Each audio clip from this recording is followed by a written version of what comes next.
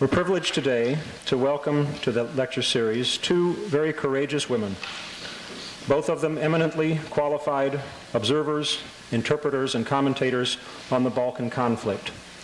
Ms. Wakeman and Dr. Bojana Mladenovic. Dr. Mladenovic is graciously filling in for our originally scheduled speaker, as I told you last week, Robert Frowick, who is now on assignment as the leader of the U.S. Civil or diplomatic peace mission in Bosnia. Mrs. Wakeman, who will fill us in on the historical background of the current conflict, is herself of a Croatian/Nazi World War II concentration camp in Caprag, is that pronounced correct? Caprag? Near Zagreb in Croatia. She studied anthropology at the University of Belgrade following the war, then came to the United States and graduated in cultural anthropology at the Roosevelt University in Chicago. In 1959, she moved to the West Coast, studied at the Stanford Business School, and joined a company called U.S. Leasing International Incorporated, from which she in 1993. She is currently involved in advising the UN Yugoslavian War Crimes Tribunal in The Hague, and she devotes much of her time to reporting on the portrayal of the Yugoslav Civil War on the part of U.S. news media. Dr. Mladenovic then will comment for us on the current Bosnian situation and the chances for a firm, lasting peace under the current peace initiative that involves, as you know, U.S. and NATO troops. I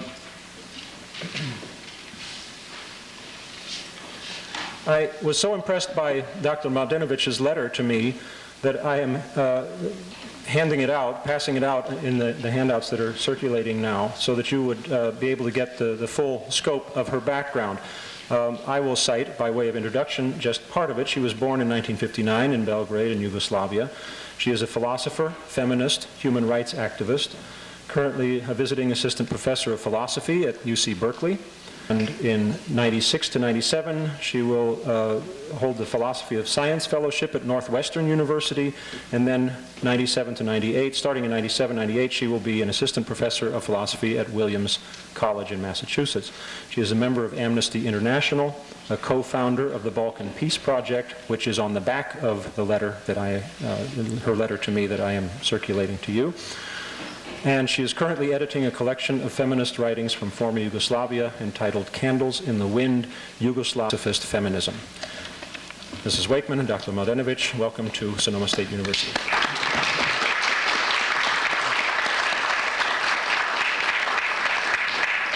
To have a chance maybe to answer some questions that you normally don't hear either in our media or you don't read about in our newspapers. I would first simply try to mention, you probably have heard so many definitions of Holocaust and genocide. I also decided this morning to go into the Oxford Thesaurus to simply see how they differ. And what is the definition of Holocaust vis-a-vis the definition of genocide, and basically I didn't find a difference because they referred the synonym of Holocaust is genocide, and first they said Holocaust is a conflagration, firestorm, inferno, destitution, devastation, etc. And the genocide, it's mass murder, massacre, bloodbath, pogroms, extinction, extermination, etc., etc. I am sure that it was not the first lecture that you are hearing about genocide, and I'm extremely pleased that the topic is kept alive in schools like this one, because I believe that it would absolutely be indecent to completely bury the events and the deaths of millions of people in the Second World War, just because may or may not be politically correct. So I always try to exploit any opportunity to speak about Holocaust if I have a chance. Now, to make it brief, there are physical genocides and there are cultural aspects of genocide. I don't have to tell you what the physical genocide might mean, because it could mean the extermination, the physical brutalization and killing of entire human groups. However, in addition to that, there are cultural aspects of genocide, namely occurring particularly under the oppressive regimes where certain groups are really marked for extinction first by killing their self-awareness and their culture, and later they either get assimilated or just simply become nameless and disappear. So there are two types of genocides, physical and cultural. We also right now read, the papers are full of the current genocides. We, for the last 10, 15 years, have been hearing about these in Cambodia. Currently, we are reading about genocides in Sudan, Somalia, Rwanda, and Bosnia. The conflict in Bosnia has been globalized by our media, and I think that you will allow me in my lecture just simply also to try to name the players in that genocide. It is not just the local thing, and there will come a moment when I will say how it looks from the point of view of people who live there. Because for the catastrophe in Yugoslavia, considerable blame could be put on Tito and the successors. However, this could have never occurred if the big powers, and particularly the European powers, did not actually pitch in for their own future global projects and recognize certain things that should not have been recognized before, certain guarantees to the minorities and the ethnic groups in Yugoslavia were guaranteed. As you could see, the map of Yugoslavia shows you, maybe out of context at the moment, but this was actually a bridge from the most ancient times of the Greco-Roman times. Later, this is the part of the world where the Christianity split into Eastern and Western. This also is a battlefield for 350 years between the Central European Austro-Hungarian Empire and the Ottoman Islamic Empire. For 350 people of Greece, Bulgaria, Serbia, Albania, Montenegro were exposed to tremendous migrations of people because although we occasionally read in some of the modern books how the Ottoman Empire was a marvelous empire, well, any empire that lasted 500 years could not have been at all times equally marvelous or equally bad. We also know this in our own lifetime. We do remember depression, and we also remember it. Therefore, when we speak in one breath and try to say that the Ottoman Empire was really marvelous in comparison to maybe Western European Inquisition and so on, it could have been true at a certain given century. But if you lived under an empire for 500 years, you have passed through tribulations, ups and downs, good and bad times. Now, whenever the bad times occur, the people who were on the highway of history, particularly the people of Macedonia, Serbia in particular, have been on that highway. People would migrate in great quantities to all parts of the adjacent territories. Now, Jews have their diaspora that carried them through all continents, and their diaspora is 2,000 years old. Our diaspora started in the 1400s and is not yet over. I will have to move here.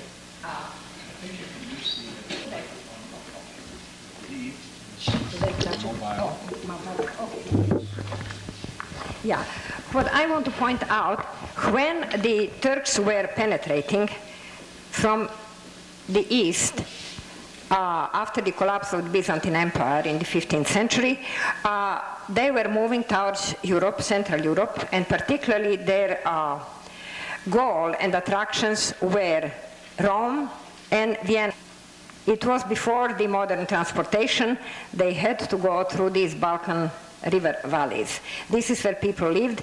Whenever the armies, Ottoman armies were coming, particularly the Serbs had to disperse. Finally, in 1529, Suleiman the Magnificent, the Ottoman emperor, came to the gates of Vienna, which would be something, and was actually saved. Vienna was saved by the Polish intervention.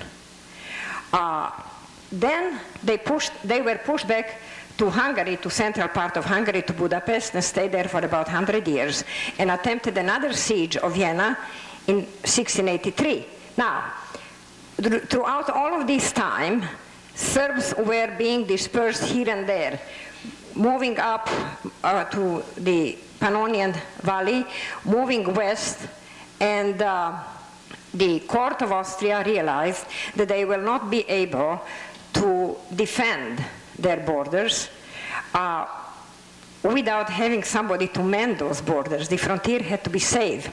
And realizing that Serbs had no other way to go but to flee, Austria and the Austrian court, not Austria-Hungary, but Austrian court, permitted the Serbs to move into the territories of the Austro-Hungarian Empire, particularly here, the battlefields are today, and into the wall. And as a result of these migrations, this was the wall of the Serbs, which today you hear about Krajina and about Serbs occupying Croatia. We did not occupy that. I come from that part. My people have been there for 400 years. They were always defenders of the frontier. This is very critical to remember. This was a wall, and you could see this wall started from the Adriatic, went all around to the Carpathian Mountains. So much for the migrations. These migrations were certainly doing what exactly the migrations were doing to the Jews. Sometimes they strengthened them, exposed them to different cultures. Sometimes actually they really physically caused a great decrease in population. When we come to Bosnia, Bosnia fell under the Ottoman rule in 1463, and this would be today the theater of Bosnia. There were no Turks there, there were no Arabs there, and there are no Turks or Arabs there today. These are Serbo-Croats, either Croats or Serbs, who over the centuries accepted Islam and became actually the administrators of the empire. They lived in towns or cities. This is very important to remember because you always hear how the Serbs occupied 70% of Bosnia. Serbs lived in 64% of Bosnia in small villages, and the elite or the administrative elite lived in towns, which today became the safe havens. That is, nobody actually explained this to the American people. They only said Serbs occupied 70% of Bosnia, and it is historically was ours before the Islam or Ottoman Empire ever came to those shores. So if you understand the background, then you would probably be able to understand what is all of this about.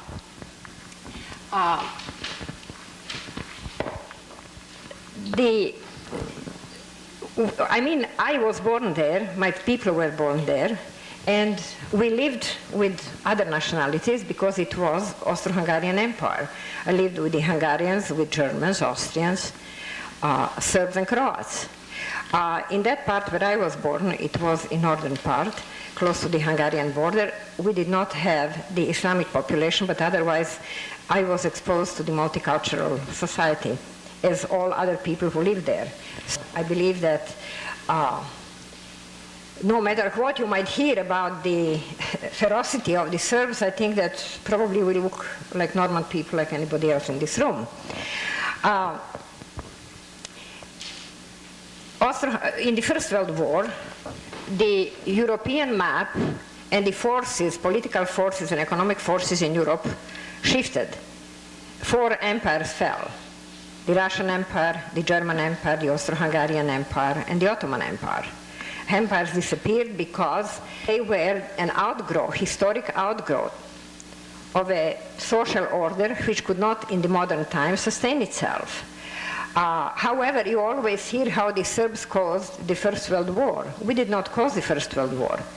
The very assassination of the Archduke in Sarajevo did not cause that war, because if you read even the American historian Barbara Tuchman, she barely mentions the Serbs as being involved in that war. She points out how from all the grandsons and all the relatives of Korea were already preparing to assassinate each other or kill each other, including the Tsar Nicola of Russia, including the Kaiser Wilhelm, and including the English king. Therefore, Serbs did not cause the Second World War, but we are First World War, but we are being accused of that also repeatedly in the press and every place. This would be the same thing as maligning the Jews for all the illnesses of countries in Europe. These are very easy stereotypes politicians use in order to really build up their cause around it. Now we come right now to the period between the First and Second World War. Europe was temporarily quiet, maybe for about 20 years, since about 1919 to about 1939. I was a little girl when Hitler came to power. There were no televisions at that time, so I didn't see him, but we had radio. I was coming home from school, and I heard that horrendous voice, which I have never heard, such a human voice. And of course, you could, as much as I understood, threatening, and really announcing a new world order, if you wish, because he called his order also world order, Mussolini was another of the dictators. Yugoslavia was particularly troublesome for both of these dictators, if you wish, and Yugoslavia had to go. In Hungary, they opened the training grounds for terror, exactly as Mr. Gaddafi is doing now. At that time, it was done under Horthy in Hungary. And came 1939, and I don't have to go to the history of the Second World War, which country went first, which second, and so on. However, Yugoslavia was attacked in 1941 in April. It already was surrounded by the Hitler's forces in Hungary, in Italy, in Romania, in Bulgaria, and in Greece. So the country was surrounded by all of these, and the country could not sustain itself. However, there was something else that contributed to the collapse of the country and to the horrendous, bloody civil war, which lasted 4 years. Hitler entered other European countries and usually established his new world order by the presence of the SS and the German army. The new world order was not of that kind in Croatia. Croatia was given independence and a part of Bosnia. So the Wehrmacht, or the German troops, were not the officially, official military force in Croatia. This was Croatia. However, to pacify the Croats, Hitler gave the Dalmatian coast to Mussolini, and as a matter of fact also named one of the members of the Italian royal family to be the Croatian king, which Croats did not take very gladly, and I don't blame them. What I want to simply say is that during that period, in 1941, all of these Serbian colonies, if you want to call them, or Serbian lands, if I may use that term, were exposed to a horrendous terror by the Croatian Nazis. There were no German soldiers in Croatia, except possibly here and there in Zagreb, but people who came to our villages and towns were the Croatian soldiers. When they came to pick up my family, and I don't like to be autobiographical, but just simply to authenticate what I'm saying I experienced,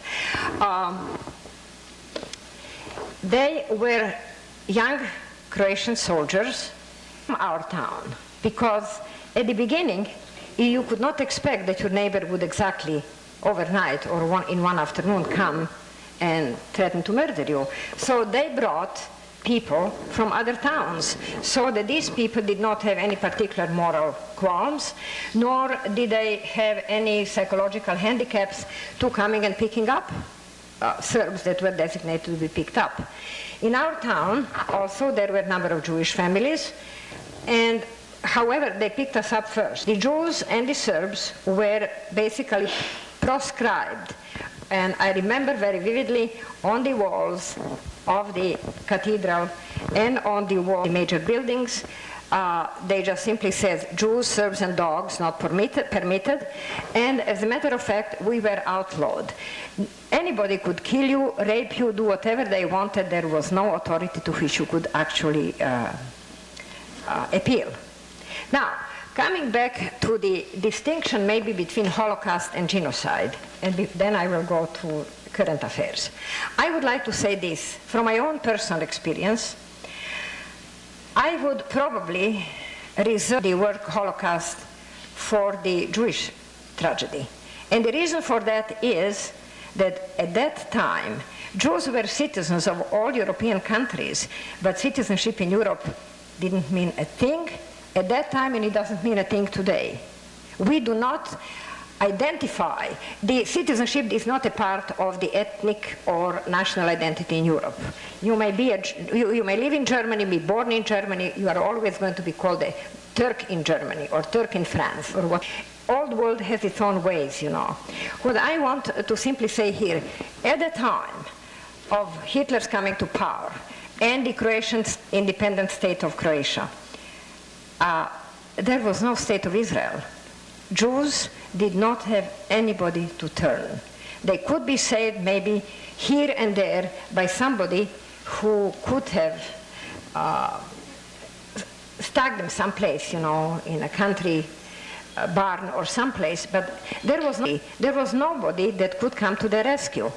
We were exposed to the same torture and the same basic extermination. However, we had a country which was called Serbia. In the concentration camp in which I was, it was very close to the concentration camp Jasenovac. Jasenovac was just to be opened. Caprag was close to Sisak and south of Zagreb. Before us, they had a group of the Orthodox priests and the Jewish rabbis. I have all of these documents. Every name of the rabbi, every name of the 47 rabbis were killed in that camp, and 186 Orthodox priests. We have names, this is all authenticated, this was not simply folklore. What I wanted to say about this,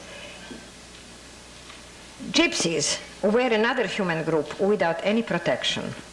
I remember in our town there were 7 of them, and how brutally they were killed and how brutally they were carried through town, and people were spitting on them and so on. You wouldn't believe this unless you saw it.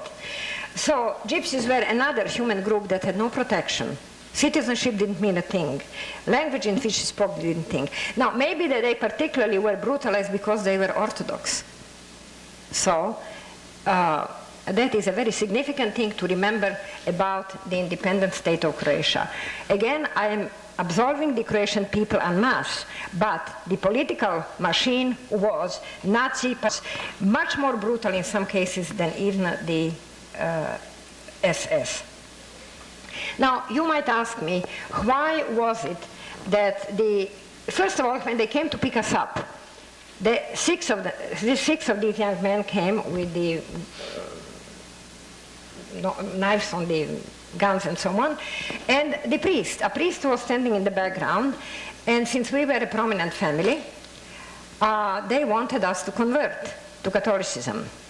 And my father died already, thank God, so my mother asked us, what do you say? And we said no, because she said, I don't want to speak for you, although we were children, but we said no, and we were picked up. Now, you are going to ask, why, for instance, many people say, why didn't you accept it and later forget it when the war was over? It is not that simple. People who accepted it, they had to prove that they accepted it totally, and they were asked to kill their own people. Therefore, there was no choice. You are going to ask a question, why would the Croatian Ustaši government, and I differentiate again, Croatian Ustaši government, insist on the conversion of Orthodox Serbs in those provinces?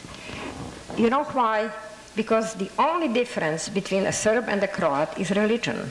And if you convert a Serb into Catholicism, you have made a Croat out of him. By converting 1/3 of the Serbian population, the Croatian ethnobiological pool was enriched by several 100,000 people, because this is the only difference. We have same last names. In many families that were intermarried between the Orthodox and the Croat, you would have one child baptized in one church, the other in the other church. And you could imagine the catastrophe when calamities like this one today comes about. So, to remember why, many people say, why Serbs have nothing against Catholicism. It is a tremendous, that religion created a tremendous civilization. We have no conflict with anybody else along the religious lines, except the conflict is between the Serbs and Croats exactly along the religious lines, because it makes you a member of a nation if you switch the religion. And that has to be understood. Many times people don't pay attention to this and simply feel that maybe it is something that we can't understand why would do that. Now, there were, and I have here, and I sent to Professor Beard, a study from Oxford, which was from the Holocaust Center in Oxford, in which they name over 20 concentration camps in which both Jews and Serbs were exterminated. I was not long time ago at one of the lectures where one gentleman said, but Serbs, Nedić was killing Croats while Pavelić was killing Serbs. Well, I stood up and I said, sir, can you name me one concentration camp in Serbia in which one single Croatian child or a woman or a man were killed? And I'm going to give you here the list of 22, and these are the authenticated camps by the people who finally have come to Yugoslavia to see what happened. So these exist in the German archives, in the British archives, and even in our own archives in Washington, D.C. Now, what I want to point out here also, as an anthropologist, Americans are blessed maybe without too much of historic burden, because truly most of us came from some place, and most of us have one thing in common, citizenship, but we are not burdened with other things. However, it is not the case in the old parts of the world, where your ethnicity is defined by your looks, by your religion, by your language, by where your father was from. You fill a questionnaire, and you might say, I am so-and-so, and he said, name of your father, the religion of your father, or where was your father born. This is how sometimes you are actually defined. It is not what you think that you are. It's what your environment tells that you are. And whether or not you try to disclaim it, you can, because you are labeled. Sometimes for good, sometimes for bad, but this is how your identity, ethnicity, and cultural adherence is defined. Not by you, but by outside. Now, in the Balkans, and in the other parts of that particularly tragic old part of the world, there is practically no nation that didn't sin against another nation. Memory is tremendously, tremendously strong. The collective memory of people in their folk stories, in their folk songs, in their, holidays, celebrations. These memories are extremely strong. Very often, they might be reduced to the level of folklore, but you have to understand that illiteracy in some parts of the world there was not what is today in place, or generally in Europe. Right now they are literate. But the tradition, the stories, the history was carried on from generation to generation, simply through either songs, stories, and this is how your national identity or your cultural identity or your personal identity was defined. This is very significant, because today we see, for instance, the reaction of the Serbs to the proposed, should we say, multicultural and multinational Bosnia. Yugoslavia was a multinational and multicultural country, 72 years old before it was dismembered. It was one of the founding members of the United Nations. If Yugoslavia could have another 10 years, people who participated in the atrocities of the Second World War or were victims of those atrocities would be gone. And the young generation might be freer in trying to identify themselves with the wider world, but it did not happen. So we come to the collective memories, to the reaction of human groups based on the historic experience of their group. So, for instance, I will just simply cite for you several things that serves there in their collective memory, and this is, we had in 1695, after one of the wars that Austria-Hungary actually waged against the Turks and chased the Turks practically to the borders of Greece, Serbs joined that particular war. However, Louis XIV, the French king, attacked. Austrians withdrew their troops, Ottomans moved in, and Serbs had to flee. They caught the patriarch of the Serbian church and skinned him alive. Now, we all know that. That is the, I don't want to say Islamic, but this was the Ottoman justice. The second thing is that we all know is Čelikula. This is a tower made of Serbian skulls. This is there as a monument in Serbia. Who done it? Again, the forces. We also all know about the blood tribute, where they were picking up the boys and Ottomans were taking them to Istanbul and made them into janissaries, etc., etc. This is all very vivid in the memory of our people. They were taking girls for the seraglios. That also is very vividly remembered, and it is so far because many of these things were happening less than 100 years ago or so. So now we come also to another thing which is practiced in this war, and this is beheading. The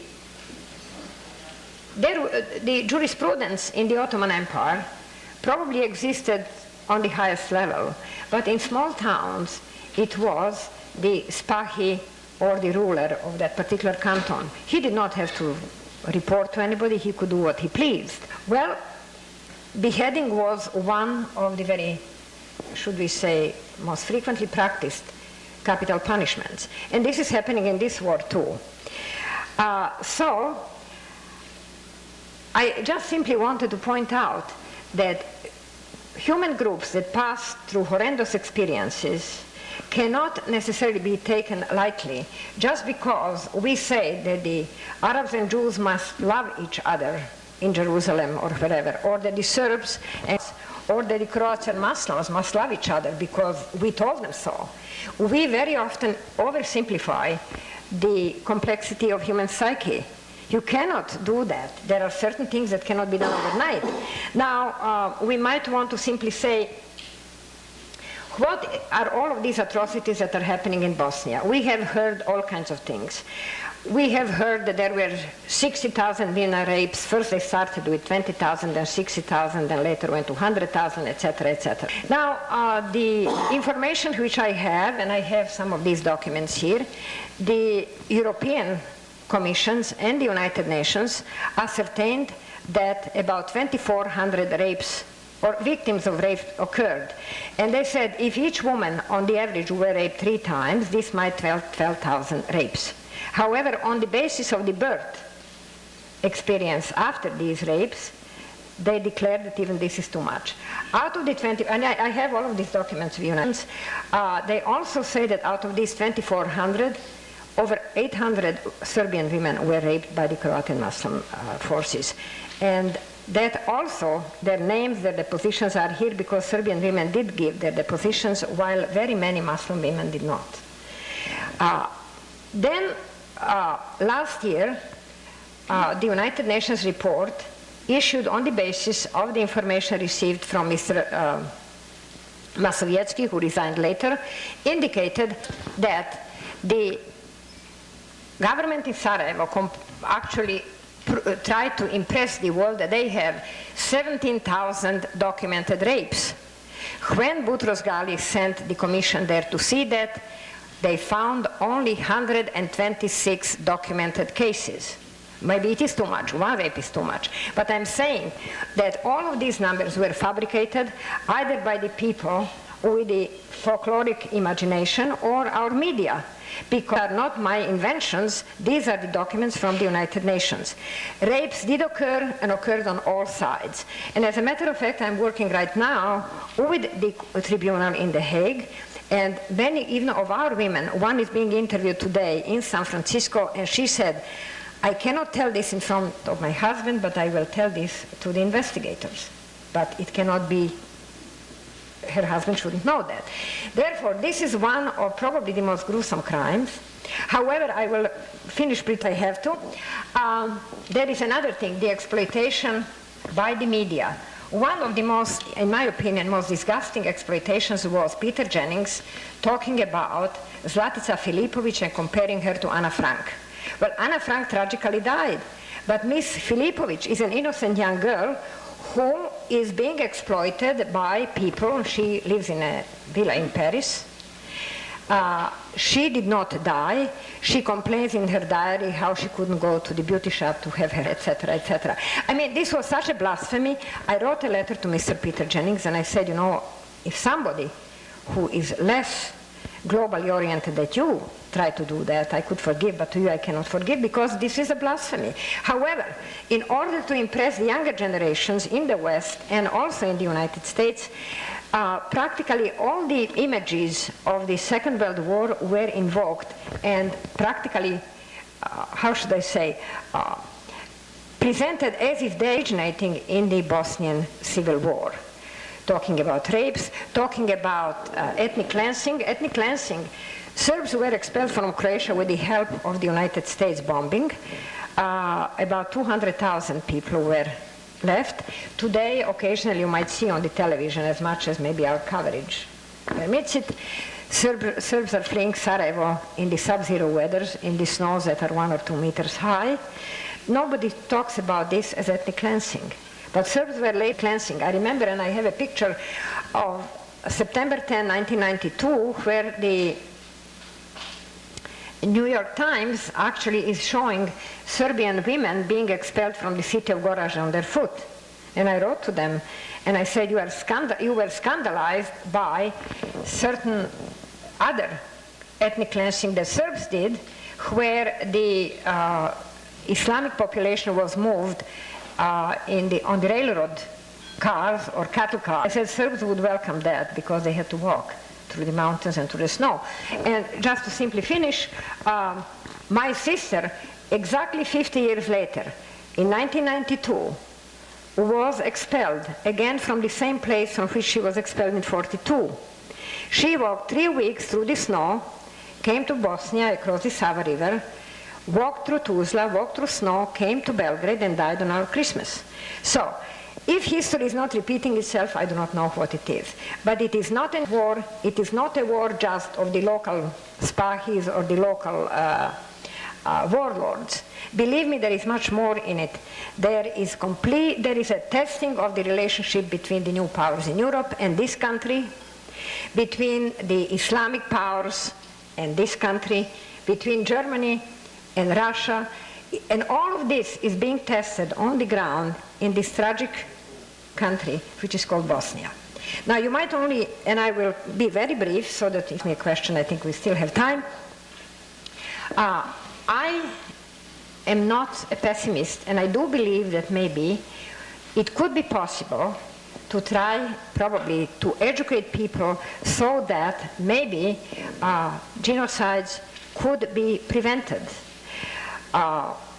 Maybe it is idealistic, maybe it is naive, but when my brother and I came to this country after the Second World War, we were both anthropologists, and we wrote a letter to the United Nations in our naivete and pointed out that the United Nations probably should have a global program which should be carried out by the member nations, probably having every month or every 2 months United Nations Day, in which citizens and children in school could be taught certain things. For instance, children could be taught that they could not have chosen their parents, they couldn't chosen their color, They had no choice over the country in which they were born. They have no choice over the religion in which they were pushed.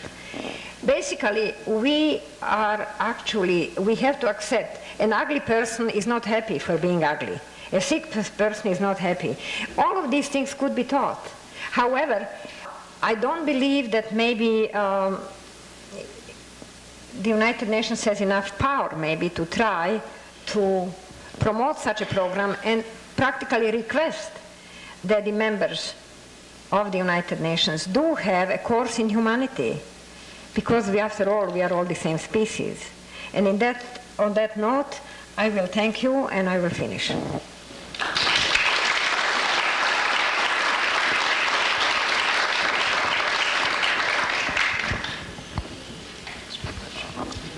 I think perhaps we might take a couple of questions right now of Mrs. Wakeman and then go on to Dr. Bojanovic and Mladenovic, sorry, and after her presentation, questions might be asked of both speakers.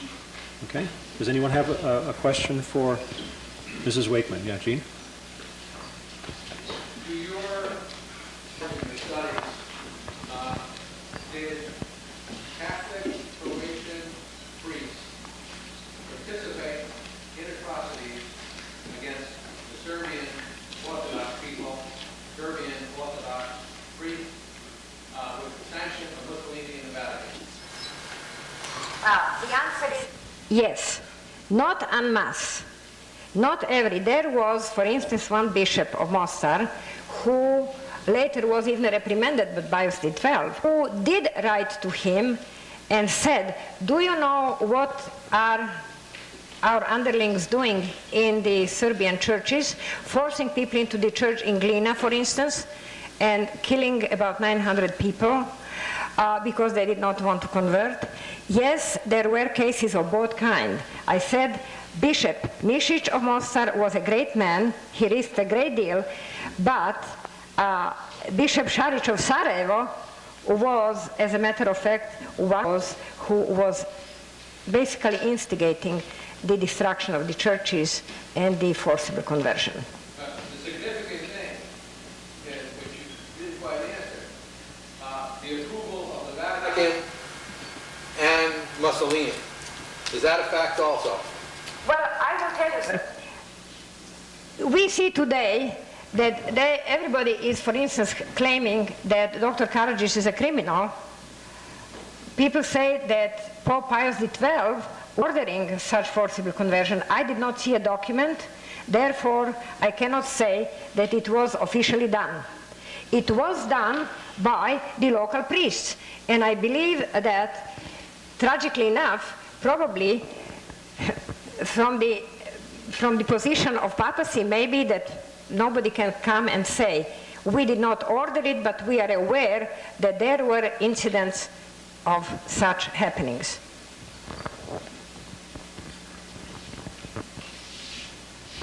If there are no other questions right now, we'll go on to Dr. Mladenovic, and you can ask Mrs. Wakeman some more questions later.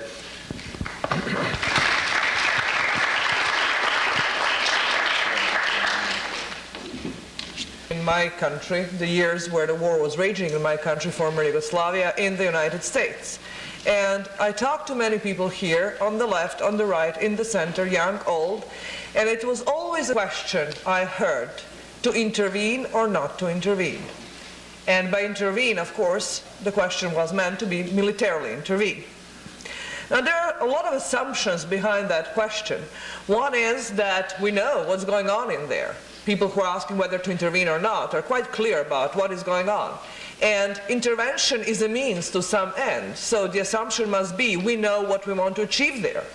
That's why we will intervene or not intervene, thinking of that end we want foster there. And we also know how we would intervene. And we also think that the only way of intervening in a political situation or a war situation or genocidal situation is militarily. Now, not only do I think that all these assumptions are wrong, I think that the question itself was wrong. The question whether to intervene or not. Because the military intervention, however conceived, and we see now NATO, we have seen before the intervention of the United Nations, a lot of good work was done by these people. But nevertheless, the assumption was all the time that we are accepting the division of the country and the division of people in national terms, in terms of Serb, Croat, and Muslims. And these are the groups we are talking about. And then we have our good guys and we have our bad guys, and you had one picture in the United States, a completely different picture in some other European countries. For instance, if you went to Russia and watched their news, the Serbs would be the good guys and the Muslims and the Croats were the bad guys, in Croats were the good guys, but the Muslims and the Serbs were bad, and so on and so forth. Looking from different perspectives in the world, you would see different division. Division remained, and the way of capturing what is going on was always in nationalistic terms. Now, I think that this is, to a certain extent, accurate. But there is something like self-fulfilling prophecy in this way of understanding the situation. And in this way of understanding the situation, you're actually supporting those who do want to think only in ethnic terms, in terms of I am, you are, she or he is, Serb, Croat, Muslim. And as Ms. Wakeman said, in that culture, if you let it grow, it doesn't matter what you say. It doesn't matter how you feel. What it matters is how I, looking at you, define you. And then I either spare you or kill you. But it has nothing to do with who you are and how you feel. And the concept of being a particular nation is not some natural kind which has been with us since times immemorial. It is a particular social construct which was constructed in the Europe starting in the 17th century with the building of ethnic states, national states, first France, England, and Spain. For many, many years, Italy was a divided country. Germany was a series of small states. The concept of nationality was slowly growing. These Slavic tribes, which now populate large parts of the Balkans, moved from the area of Russia. And when they moved and lived there, before they accepted Christianity while they were pagans, they were not of this or that nation. They were of this or that tribe. And yes, they spoke a similar language. So the development, the cultivation of the idea of nation was a particularly important historical development, and it did bring a lot of historical changes. But it is not unavoidable. And if there is some positive function it did play, some positive role it played in Europe of history, people have different views on whether that was or wasn't a positive thing, but let's say that it was. It doesn't mean that at the end of the 20th century it's going to be equally positive. And I can vouch that it is not a positive thing, it's not a helpful thing to think in terms of in the Balkans of today. It is not just the former Yugoslavia, which was a multicultural, multi-ethnic country. The whole of the Balkan Peninsula consists of groups of intermingled people. If you were to draw a border of Bosnia and Herzegovina, and you have this little map on the handout, this is the distribution of population in Bosnia and Herzegovina before the war broke out. This is how it looks. And you have relative and absolute majorities presented here. Now, you have only Croats, Serbs, and Muslims represented on this map. You do not have people who are Yugoslavs, people who are from mixed marriages, people who are Jewish. There were a lot of Jews in Herzegovina before the Second World War. There are no people who are Montenegrins as opposed to Serb. There's just the major groups are represented. And if you were to do the map of the whole Balkans, to look at Vojvodina up here in Serbia, you would hear a lot of people who are Romanians, a lot of people who are Hungarians. Then Bulgarians intermingled here, Turks in Bulgaria, Bulgarians in Turkey. The whole section of Macedonia, now in debate, is populated by ethnic Albanians. There is a lot of ethnic Albanians in Kosovo in Serbia. Then there is Albania proper with a lot of Greeks who are a minority there. The whole northern parts of Greece is populated by ethnic Macedonians, people who are Slavs, and that's why they're so upset about recognizing Macedonia. So you have, for instance, to draw the new ethnic borders of the Balkans, so that each of these nations has their ethnic state, which would be ethnically pure. What kind of state are you going to get? Little communities like this. It's leopard skin. It cannot be done. And if it cannot be done, then it shouldn't be done, because what you're going to create is just massive and massive and massive population shifts. if this is necessary for the preservation of human rights. And that's why the wrong question was how to divide former Yugoslavia, where to draw the borders, these borders within which we are going to be ethnically pure. The right question was, however you divide the country, whatever the borders are, how you're going to protect the minority rights within those borders. Because no matter how you draw the borders, you are going to have minorities. And instead of having people defending the division lines, defending borders, serving as monitors of ceasefire between parts, you should have had people in community monitoring human rights abuses. And these abuses are committed against people not only because they are of this or that ethnicity. Serbs have tortured Serbs, Croats have tortured Croats, and Muslims waged a whole war against other Muslims in this area of Bosnia-Herzegovina, right here, because they were not of the same political opinion. In the state of war, in the state of particularly brutal civil war, all the dissenters, all people who want to end the war, all people who are not supporting the warlords, are dead meat. Frankly. I mean, you say you're pacifist in Bosnia-Herzegovina, it doesn't matter whether you're a Serb, Croat, or Muslim. You're dead. That's why you can see throughout the war peace groups, people working for peace, multi-ethnic groups working for peace in Serbia and in Croatia. And these are the groups I was happy to work with throughout all these years. But in Bosnia-Herzegovina, I just couldn't. Nobody would dare to come up and say, we want to work for peace. They would be dead. And it's not that they're not there. They are there.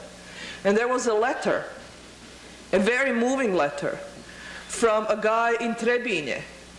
Trebinje is predominantly Serbian city at the very south of Bosnia-Herzegovina. And it had a large Muslim minority before the war. And it has no Muslim minority anymore. And this guy was writing and saying, while my other fellow Serbs are going from house to house looking for Muslims and taking them away, saying that they're shipping them back to Turkey and God knows whether they're killing them or not, me and my friends are helping them hide in cellars and then helping them go their own way away from Trebinje. And this is what a peace group in Trebinje can do. This is the extent of our power, but we're saving some lives.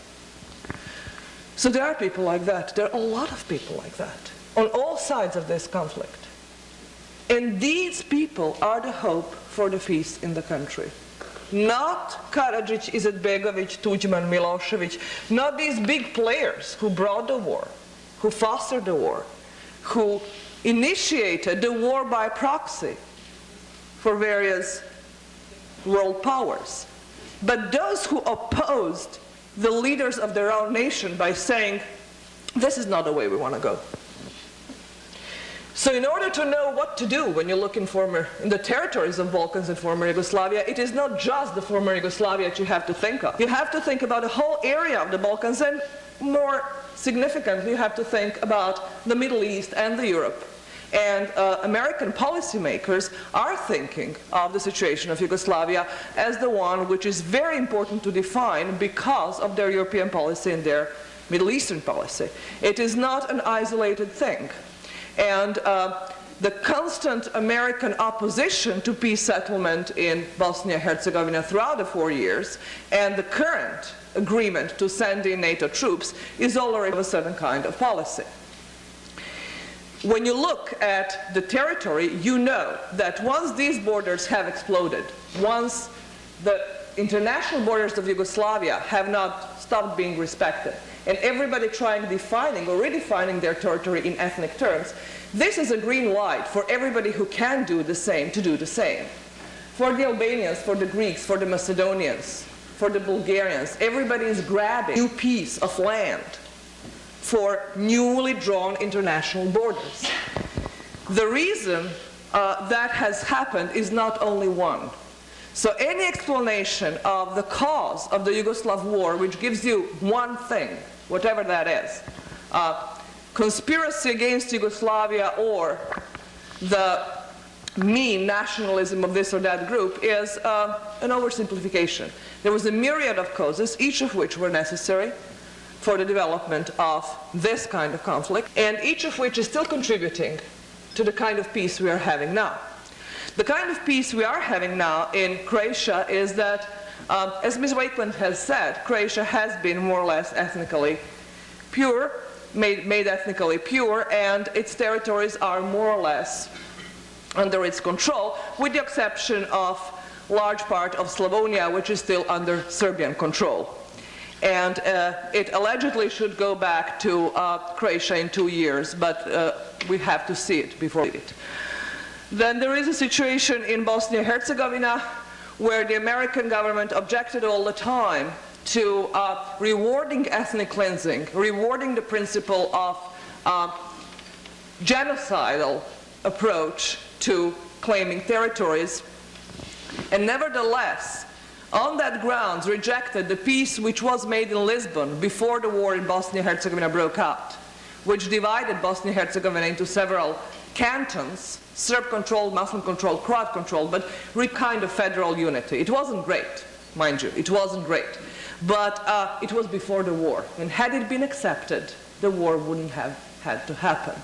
Then during the war, there were several peace plans, mostly proposed by the Europeans. Vance-Owen plan is probably the most famous one. And that was also rejected by Americans. The argument constantly being, this is not preserving a unitary Bosnia-Herzegovina. This is rewarding the ethnic principle. So fine, so you get these guys in Dayton and you're trying to get something else. And what do you give me? You give me the Muslim Croat Federation, which doesn't exist anywhere except in the New York Times, because Muslims and Croats are still at each other's throats and killing each other. And the division, very tough border between that federation, which is non-existent as I said, and the Serbian territories.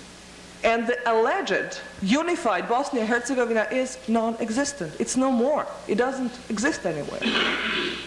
Which is a small wonder, given that what the European powers and now had in their interest is the same kind of motivation which was behind not the Second but the First World War, and this is reshaping of the spheres of influence, redistribution of the territories.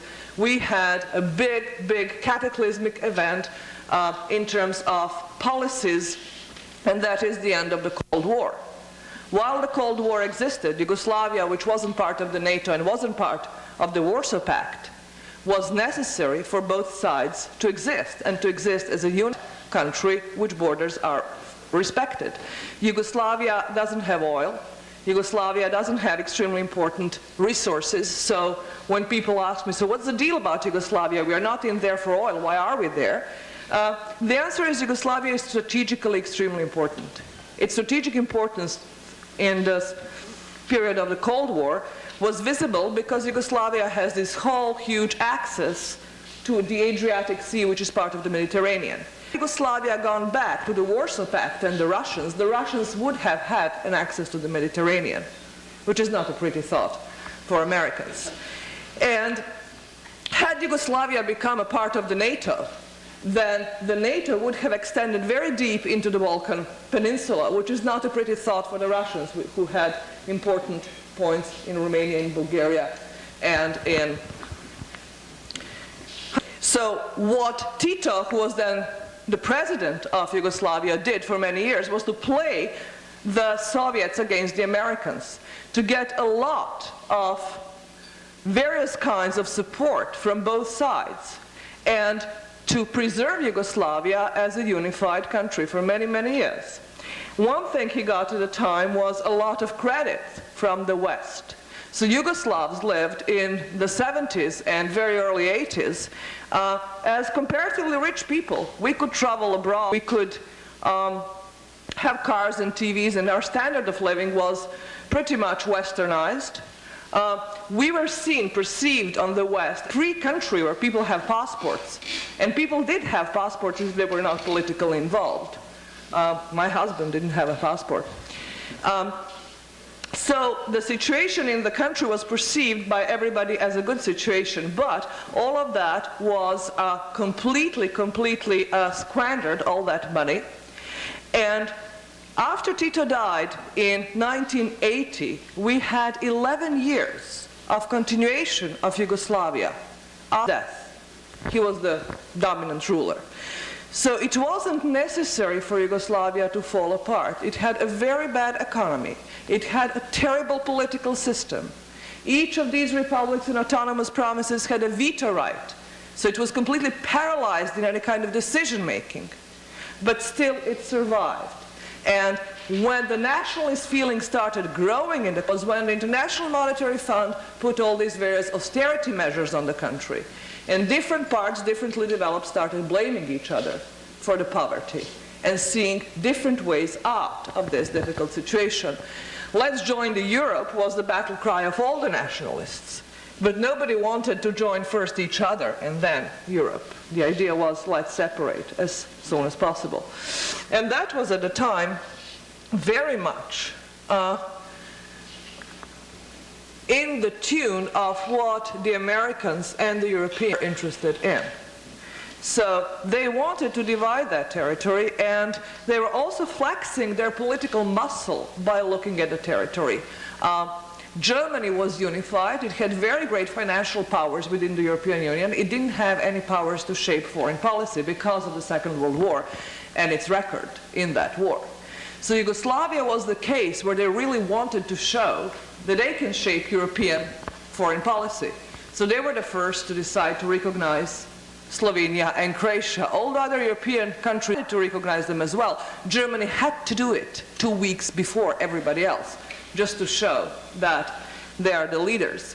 And that, of course, could last only for a short time. Very soon you could see the French, the British, and the German government, not to mention the Russians, fighting very bitterly at every meeting about the destiny of Yugoslavia. Everybody picking their own favorite group, they're sort of backing. But nobody at the time was backing anybody who had peace in interest as opposed to war, kind of political situation for the quarrels which happened. Nobody. At the same time, in the country of people who have lived together for a very, very long time, and in my generations, the memories of the Second World War, we're living in the generation of our parents or grandparents. These were not our memories. We grew up as part of the same group, Yugoslavs, people who loved and hated each other on personal basis, not on ethnic basis. And given that this was a communist state, or a state which was communist, many of us grew up atheist. So the crucial division between Serbs and Croats, Catholic versus Orthodox, and the Slavs, who are the Muslims, Islam, did not exist in our generation. Especially when this big westernization became prominent, and instead of Azra and Hrvoje and Milica, which are typical Serbian, Croat, and names, you had Sabrina and Andriana and all these Western names. I mean, these differences started disappearing for my generation. Now they're revived again. And they're revived again because on top of these big economic arguments which were being placed, and on top of this very strong nationalist feelings which were working through the generation older than ours, we had a tremendous media campaign in all parts of the Yugoslavia. So that the one station which was broadcasting from Sarajevo, which was called UTEL, or Yugoslav television, and which just had snippets from various other TV stations put on the screen without much comment, that one was bombed, one of the first things to be bombed. Nobody wanted this even semi-objective information. A friend of mine who lives in Dubrovnik saw on TV at the beginning of the war between Serbia and Croatia 6 bodies of Croats, mutilated beyond recognition, civilians. And she heard that they were mutilated by Serbian soldiers and villagers in the Slavonia region. And so she was afraid to go to Belgrade. She had some business there and she was afraid to go. And then other friends from Belgrade called her up and said, come on, don't worry, come here. So she did come. And it was a matter of a couple of days. On Belgrade TV, she saw very same 6 bodies of Serbian soldiers or civilians who were mutilated by the Croatian villagers and soldiers. And so she knows now what kind of manipulation went in this war. I know that there were 6 people mutilated beyond recognition. And frankly, I couldn't care less who they were. I just don't care. I don't think it matters. And I think they didn't have to be mutilated, you see. And definitely they didn't have to be paraded throughout all these televisions to make more mutilations possible, because that was the reason they saw it. Kids saw it on TV. And a year or 2 later, in Croatia, in Bosnia and Herzegovina, kids were seeing it at their doorstep. And their parents were killed. Their mothers were raped in front of their very eyes. Most of the victims of this war are Muslim civilians. Most of the victims of the previous war were Serbian civilians. If this is the cycle we're going to get in, the next time round, these kids who have witnessed this today are going to butcher Serbs and Serbian kids, and so on and so on and so on. There is a whole cycle of violence going on here, and it cannot be stopped by arming one side so that we have a balance of power. We cannot have Cold War thinking in such a volatile area. We have to have a total demilitarization of the area and soft border, a lot of economic interest to bind people together, because that is what binds them together before any love can set in. And then we need to have the complete program of education, and this is where I agree with Professor Wakeman. For my generation, for people who fought women raped, it's too late. They can learn to swallow and live with it. They can never learn again to be true Yugoslavs or people who don't care ethnicity. They have been raped and killed because of their ethnicity. They can never forget it. But their children can. And there are groups of people working in Serbia and in Croatia especially, camps for little kids, kids who are between 3 and 10 years old, and then different camps for kids between 10 and 15 years old. And what it did in these camps initially was to think of various therapy groups where the kids of different nations are going to sit together and to talk about what has happened. And pretty soon into the project abandoned that idea. Now their goal is just to have them play together, because they saw it was too ambitious to even dream of having them come out with stories and look each other in the face and talk about their realities. But just playing together, learning to like somebody of a different nation is an achievement in Yugoslavia now. It wasn't before, but it is now. And it is of crucial importance to do that. Who's sponsoring these camps? There are various groups in Serbia and Croatia, and of course have had any funding if they were not funded by the Soros Foundation. Soros is this American billionaire who has very high ambitions in foreign policy and who has founded a lot of things in Eastern Europe, and now is getting involved in South Africa as well. Soros is a very controversial figure, but one thing I can say for him is that he never founded anything that anybody in their right mind wouldn't support. So these are the groups of people who are mostly psychologically educated, psychiatrists, and not just ordinary teachers. And these people have these camps which last from 2 to 4 weeks in the summer. They do not have enough funding to do the whole year-round education, but they are talking to kids. In these camps, are the kids, when they play together, is there any acknowledgement of their ethnic heritage, or that's just completely... That's not forbidden, but it's not forced on them. It's completely open. There was one child, this is a friend of mine who worked on one of these lakes, with the kids, who told me about her. There was one 4-year-old who didn't want to go out and play in the grass, and who would start screaming whenever somebody would try something green on her. And it took a long time for them to understand what it was, and the green is the color of the Muslims, of course.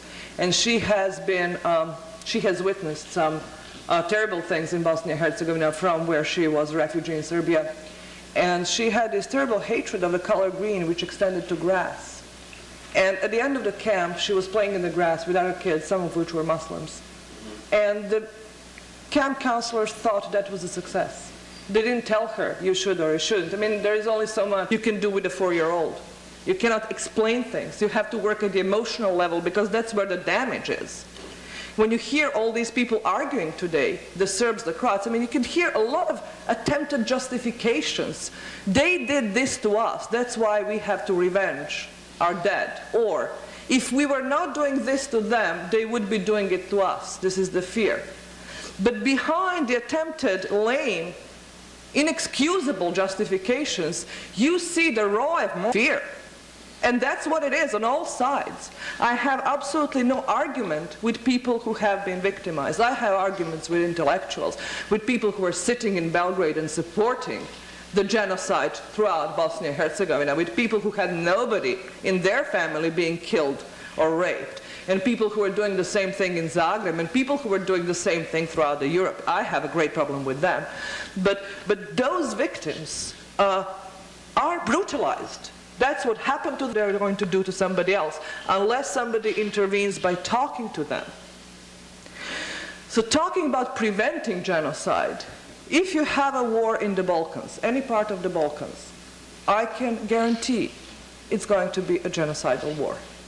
There is no way to prevent genocide and to allow for the possibility of war. No. If there is war, there will be genocide. The only way not to have genocide is not to have war. Not to have confrontation. In order not to have war, you have to have not an imposed ceasefire, but a lasting peace.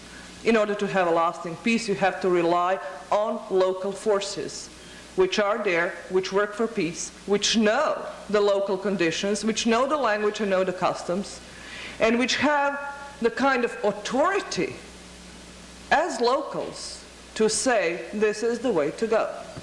Now, people from outside can help a lot. First, by ensuring fire in which people like that can come to say and mean something. And second, by giving them visibility. You never hear about anti-war center in Zagreb and the work they have done, or anti-war center in Belgrade and the work they have done. You just don't hear about them. You don't hear about their initiatives. You don't hear about the recent work which is being done between the Kosovo minority and the Serbian actuals. Now they're visiting each other and they're having talks, because this is another potentially explosive area. The majority of Albanians in Kosovo, threatened very much by the Serbian national might, has basically created a government in the shadow, and they're completely independent for their sustenance from the Serbian government, which has, it's odd to say, occupied the territory. It's, legally part of Serbia, but the tanks are there and the police are there, and these people are beaten and put in jail. And now some Serbian peace activists and members of various political parties are working with these Albanians there on negotiating and preventing a war, preventing. Now, why is that not a news? It isn't a news. It won't be news. Because Izetbegovic, Milosevic, and Tudjman are going. When it bleeds, it bleeds. And so I think people like us have to support these groups there, because they're the only hope. There is a group, for instance, in Athens with whom I'm working. There are non-nationalist Greeks who think that the whole issue, Greece versus Macedonia, is ridiculous. And they're working in there trying to curb Greek nationalism to allow the former Republic of Macedonia to become a state named Macedonia. Let me stop now for questions. I could go on for hours, as you may see, but I think it's more important to hear from you and answer what you really want to hear.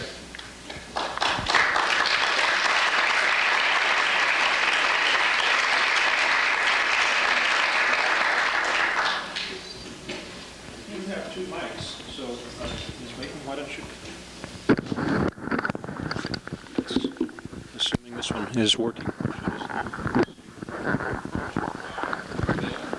Well, I think this one's good. So, let me use this. So. Yeah, my question is that it is the case that when Tito was in charge, that he was able to keep ethnic tempers from flaring because he was much more brutal than the groups of people that would have fought.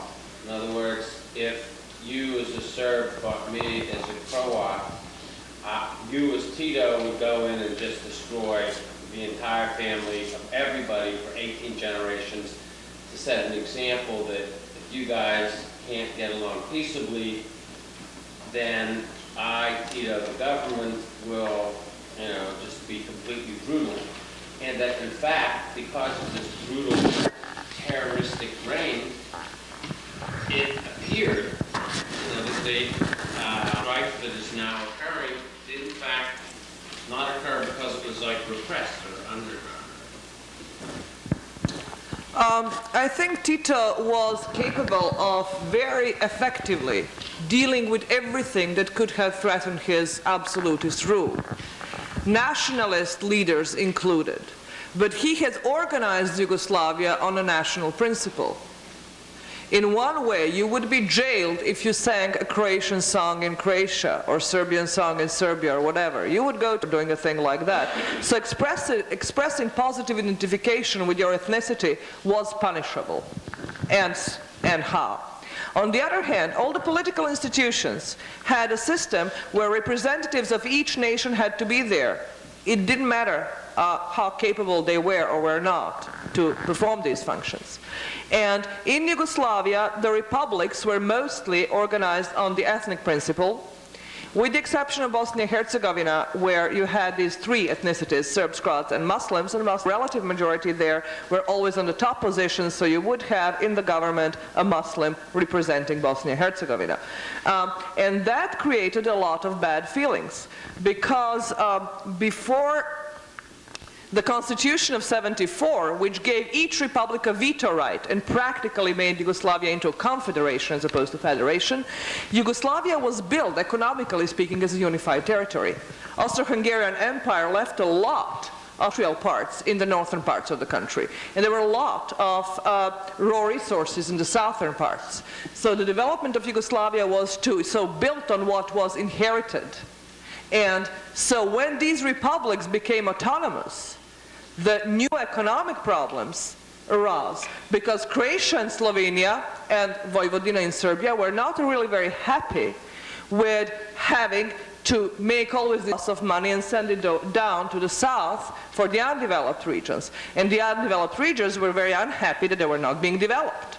So you had a lot of this north-south disagreement, and that was a direct consequence of trying to pacify every nation by giving them political rights but not giving them any individual rights. Now, I would also like to answer part of your question, namely, many people say, well, Tito succeeded in keeping Yugoslavia in one piece, etc. First, I would like to say that Tito got billions of dollars from this country. And why? Because Tito was Martin Luther of the communist movement. Communism is a religion, exactly as any other ism is a religion. And he was the Martin Luther who created the first cleavage in that monotheistic, so to speak, structure that had Moscow as its center. Without that, the prosperity she is talking about, and I know because I had still family there, could not have existed with the American taxpayers' dollars. We do have a tendency occasionally to try to maybe choose a man, use him until he's useful, spend American billions or millions, and eventually find out maybe that we made a mistake. This was the case with Tito. And Tito did two things. Maybe Dr. Mladenovic might not agree with me, but I would like to say that in 1974, Tito created the two nations, a Muslim nation out of Serbo-Croats who converted into Islam. They were by nationality Muslims, not Bosnians, but Muslims. And Tito gave them this privilege. And this, I remember in '92, we wrote several letters to the State Department, me and another professor, particularly particularly the State Department, and saying, please do not rush into Bosnia. You are going to introduce the Islamic dimension and you will not be able to get out of it. It is going to be globalized and you will not be able to get out of it. Well, some smart baby boomer there probably thought that we don't know what we are talking about. So just to make it brief, Tito left a legacy which is the foundation of the current catastrophe. He did create these republics without any care about the ethnicity, the cultural distinctions between the areas, because don't forget that these are the areas that were ruled by the empires for centuries, 4 or 5 centuries. Croatia even was for 9th century ruled by Hungary and Austria, from 1100s on. Slovenia was under Austria and Italy for 10 centuries practically, you know. So the problem was the psychological, I don't have to tell you here, you know that in this country exist cultural and psychological differences between South and North and East and West. However, this country is rich enough, as long as we have jobs here, we respect each other. We don't give a damn about our backgrounds because we have citizenship, which is actually the strongest factor of our national identity. When you go abroad, people ask you who you are, you say, I'm an American. And yet you might look Japanese or Chinese and they would usually say, well, me, Japanese or Chinese American. You see, Europeans are going to differentiate on the basis of your looks and your accent. Your citizenship, fine, they have to respect because you have a mighty passport, but not in all parts of the world. So Tito is not necessarily to be glorified.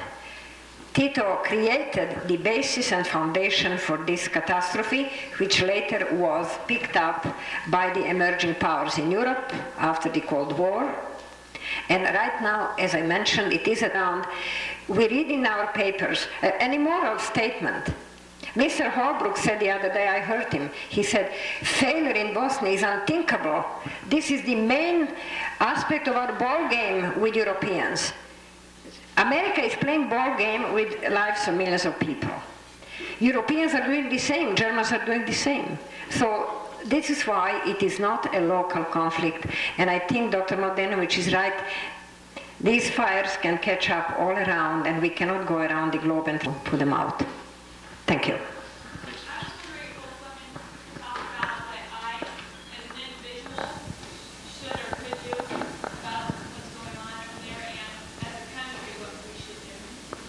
Okay, as what each one of us can do as an individual, I'm going to say something that is extremely unpopular in any university setting, and especially in America. You have to get yourself informed. You have to do your homework. This is the first thing you have to do, because you cannot know what there is for you to do. And you cannot know what are the ways to do it unless you really understand something about a conflict. During the Cold War, it was clear. The American right was for intervening in the world, American left was against intervening. You were on the right, you were on the left, you had these a priori sort of situations cast out for you. Now it's much, much more difficult. And we're going to witness more and more local conflicts in the Carpats region of the Soviet Union, in Africa, Asia, and they're different. So there is no a priori answer, and I'm telling you, don't trust me, don't trust Professor Wakeman, don't trust anybody on their word. Go to the sources. There are a couple of books which are good. Most of them are trash about Yugoslavia. There are a couple of them which are really good, very, very reliable. You can look them, you can check out the references. Before you do anything, you should do something like that. For instance, many people thought that a good way to go is to go for various humanitarian organizations, people who are collecting medicine or people who are collecting money to help the victims. And so they would that, and they would be the dupes of these various organizations operating in the United States, where, say, 20% of their income would go for medicine, but 80% would go for arms. And that's not something you want to support, and that's why you have to get informed, to know who's doing what. Or for instance, you are interested about women victims of violence. So many women were raped there. You want to help. So you go to some of these feminist groups in the United States to see how you can help. Well, we know one of these groups had organized by Catherine McKinnon, who is actually pushing her domestic agenda, and she argues that the reason Serbs are raping Muslim women is because they have pornographic material on the wall. I mean, you know, she is using that to try to ban pornography in the United States. And, you know, this is why you really have to know. This is the first thing. As a country, America could do a lot, and will do a lot, and did do a lot, and not necessarily good things, right? But a mistake to think that it didn't do anything. There is American Balkan policy, and it has been in operation for a long time. And it's not a policy based on morality, as no policy of any country is, including the United States of America. In Greece, there are American bases, and in Turkey, there are American bases. And as a result of this tension in the Balkans, Americans stationed in Macedonia. And of course, there are bases in Italy. And now, as a result of the Bosnian operations, they have been stationed in Hungary. And they have separate agreements with Romania and Bulgaria to station American, not NATO, American troops in Romania and Bulgaria. And Albania here has recently given the whole coast to the Americans. And of course, you know, they'd want to be in Bosnia-Herzegovina too. And the mission under which they went there, and this is something all Americans should do, is just to try to draw the administration out into the clear. The mission is impossible, because it contains two contradictory statements. And you cannot do a mission which has contradictory statements. The Dayton Peace Agreement and the NATO mandate there is A, to act as a neutral force separating the warring sides, and B, train and arm the Federation. You cannot be neutral and arm and train one side, and especially you cannot do it when the federation to which you're referring does not exist. So the question is, are you going to arm the Muslims, or are you going to arm the Croats? And so this confused mission has gone by in the media. Important thing is to at least find out what are the NATO troops doing there. No, I simply really appreciate very much the opportunity to be here. And of course, you know, in order to understand what is going on in that part of the world, a little more really would have to be known, maybe not by every citizen, but maybe by our media. And our media are definitely one-sided. They distort things. When we write letters to them and they see a Slavic name like Mladenovic or Tomašević or Pavlović, they don't print it. I have the proof of it. I use my maiden name. They rejected the same letter. When I used my Wakeman name, they printed it. And I called them and I said, I'm the same person that you talked to several days ago, etc. So there is, in Washington, there is, as Dr. Mladenovic pointed out, a great deal to learn. And the problem here is that, yes, we are the mightiest nation on earth. When I came to this country 40 years ago, it was a magnificent country. It was a country that was a promise, because I was in both concentration camps, in the fascist and in the communist. And I can tell you, when my brother and I, as young people in 20s, came here and we saw and actually learned the principles of American democracy, we said there is a reason why America was discovered so late in history. It was, God probably meant it that way, to have a young country populated from all parts of the world, and this was a new experiment in humanity. Unfortunately, in 1996, I cannot say it anymore. And I know that it might hurt anybody to hear something like that about the country in which we all look as a savior of humanity. Fortunately, it is not anymore the case. And I hope that we don't run into conflicts. We shall, of course. There are other parts of the world that are growing up. The 1 billion are growing in power. They will not exactly listen. They are at the moment, you know, in a position to be influencing our foreign policy, but they are not going to listen to us. Chinese aren't going to listen to us. There is a book written recently by two professors which says, America is going to rule the world in the 21st century by fragmentalizing the countries. Well, we are going to fragmentalize. The first fragmentalization is occurring right now in Yugoslavia. Every city wants to be a country. So these are the problems. I believe, the young America should actually watch and try to prevent, because there are 265 million Americans and there are 6.5 billion people in this world. And an interesting study that I just read recently, the average age of population in the Islamic countries is 15. In 20 years, these people will reproduce, and the demographic projection is that there will be 2 billion people in countries. Now, I want to make a statement. Nothing is wrong with Islam. Islam is a religion as Christianity or any other religion. As long as it remains within the religious frame, it is fine. But as long as it tries to impose itself as a way of life on others, then a big question arises. And I think this is something that the future generations will cope with. I'm not, probably. But anyway, thank you once more.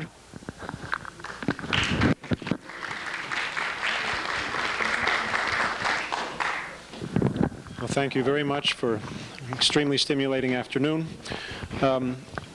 Class members, don't forget to come up and sign the enrollment sheets or the attendance sheets, and don't forget to pick up copies of this very interesting article called Anger at a Holocaust Museum Exhibit, which brings the questions that we've been hearing about today into somewhat more close focus along with this course, because it has to do with precisely what the Holocaust Memorial Museum in